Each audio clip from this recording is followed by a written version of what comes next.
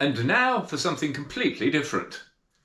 Well, not that different, it's still an old man talking about new bike stuff. So let's get straight into it. It seems like an age ago, but Amaury Piron won the downhill with chainstays essentially made of steel spokes. And so now everyone, including Danny Hart's mechanic Dale, is hacking huge bits out of their downhill bikes to make them more flexy. It's been Eurobike as well. I've not been since 1995 because frankly there isn't really much opportunity to test bikes outside, and that's kind of what I do. And there's just everybody else is doing a ton of content.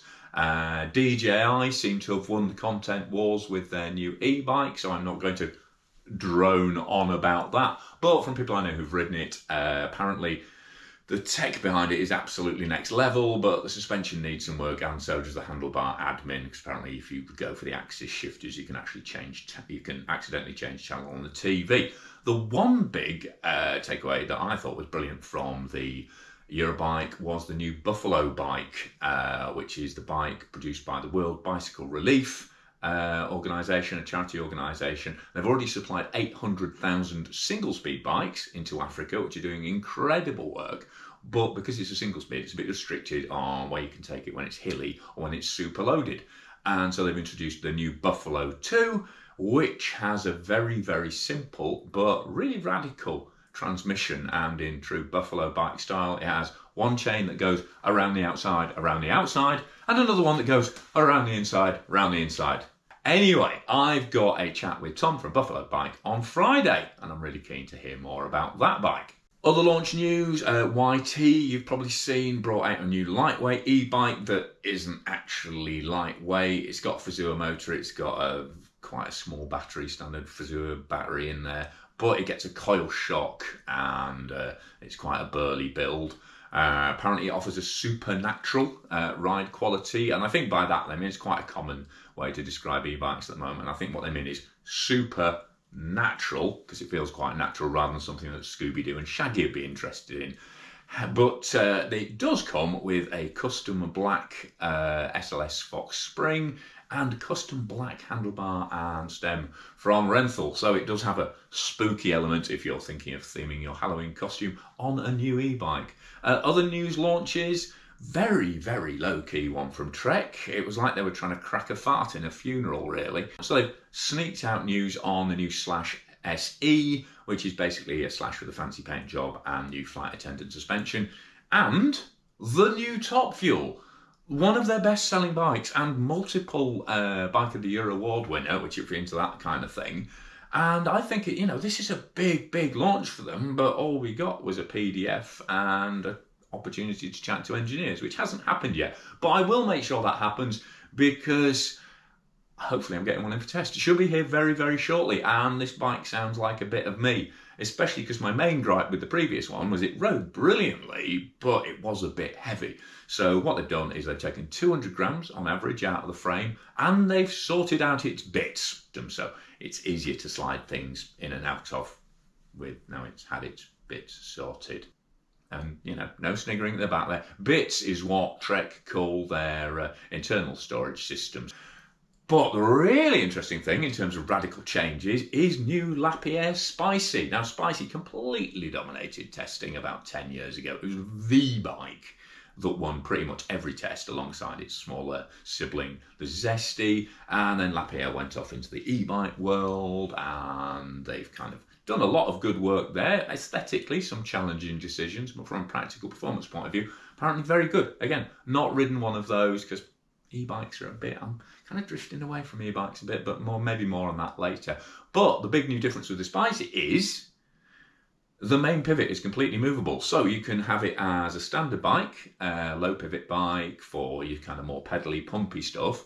And then if you're doing the big rowdy stuff and want that big rearward axle path without any interference with your pedalling, then you can unbolt the rear swing arm, shift it up the seat tube, stick an idler roller on, and call it a high pivot, which sounds like it could be a disaster or absolute stroke of genius, but Nico Vilio's involved in the development, as with all Lapierre's, so it's probably going to be genius level. In terms of what I did last week, I rode a GT Sensor ST in the Peak District on cheeky trails, which reminded me how good riding the Peak District was, but also raised a lot of questions about how do you define value with bikes at the moment when some of them, like this GT, are being sold at half price. So, and then on the way home, picked up a new Solaris from Si at Kotick, so he did a talk round on that. Before I've brought it home, ready to get it dirty testing this week.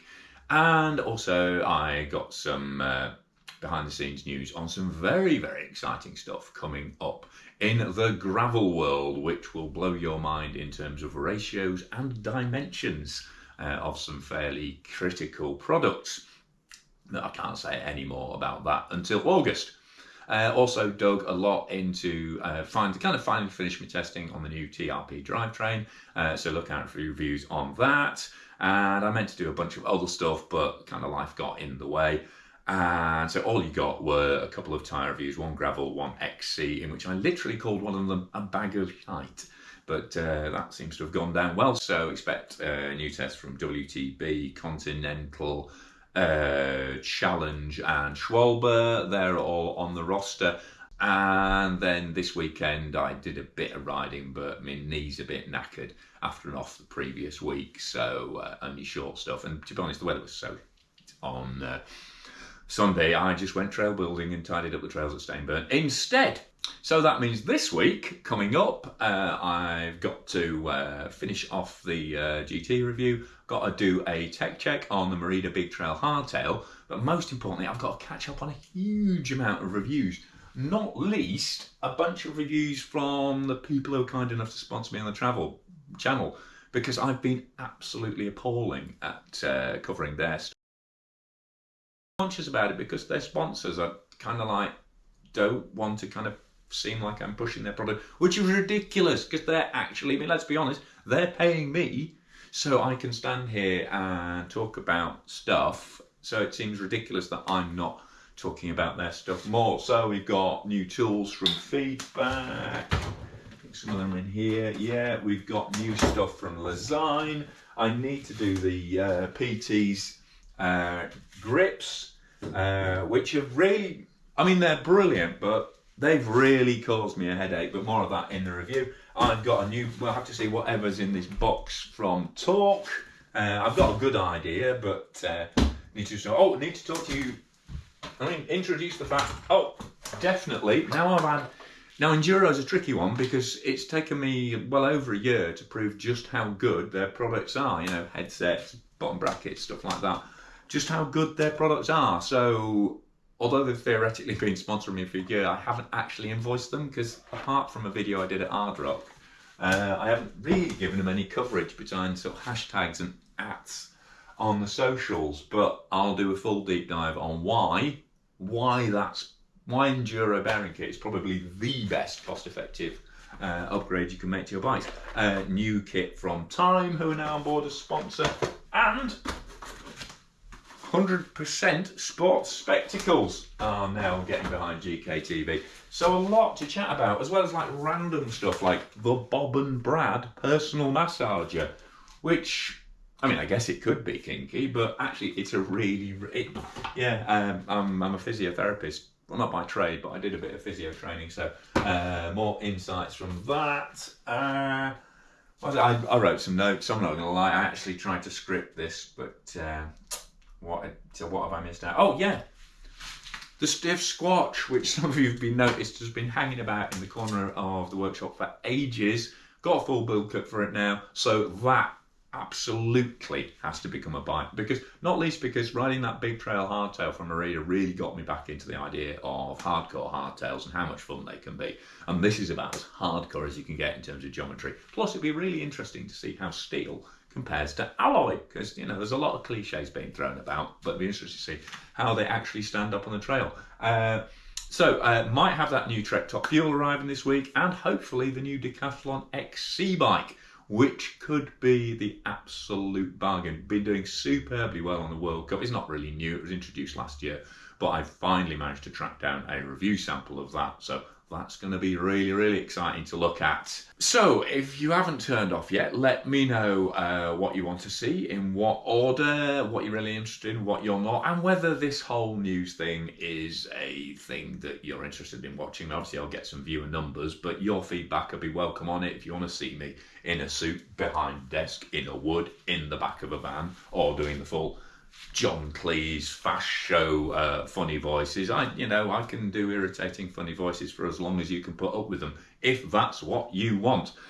But yeah, or should I just crack on with doing reviews rather than wasting, it's probably taken me about, by the time I've edited this, it'll take me about 3 hours. So that's a quarter of a working day. And if you don't think it's worth it, then I could have done a couple of reviews probably in this time instead. So let me know whether you like this, and push some buttons down below so that YouTube knows that you love me dearly. If you really like what I'm doing, consider effectively buying me a virtual brew on Patreon. And when you go shopping for your bicycle kit, please consider my industry sponsors, who I'll be putting up at the end. But for now, I've been Guy Kestevan from Guy Kes TV, letting you know what's been happening in the world of bikes and what's going to be happening on this channel.